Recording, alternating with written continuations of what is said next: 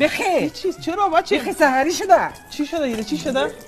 هر چی که صدا میکنم هیچ نمیکنم. چی شده او دختری ده؟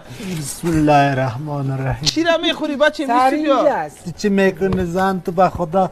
سحری چه رقم است که آقا و بچه یک رقم؟ چرا نوام خیزو بچه راست میگه این خودش وقت خسته است. مادر به تکلیف کدی خارم اوه زن به خدا تو چی میکنی سعی که تو کالای انا نده بدادی جیبش است. چرا در سرم جای نمیشه در آستین درو کده را ایسی کلاره برو گمش کمی تو بیا بشی. چرا جنان تیار نان یخ میکنی؟ عقل داری نداری؟ بخید قار خدا شوی که سر خوش شیشتی بخیر طرف بشی.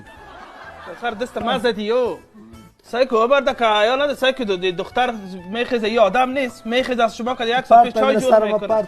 ما از طرف روزم کار میکنیم از طرف شما وقت میخیزیم فقط دیگه یک روزه شما میگیرین صحیح بشی. کم از طلا مادرت بشه. روی بوشی دانت بوشی که دانت بوی میده. بگی این مستد خوش داری.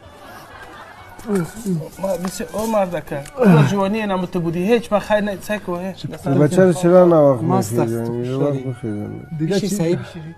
24 سال در جنگ هستی. این بچه رو سر ما بیاب میکنه. دیگه کار نمیگیری بچه رو سر ما بیاب میکنه. مادرشان آزان داد. خاک در سر چه وقت اینه خاک در سر کنه چه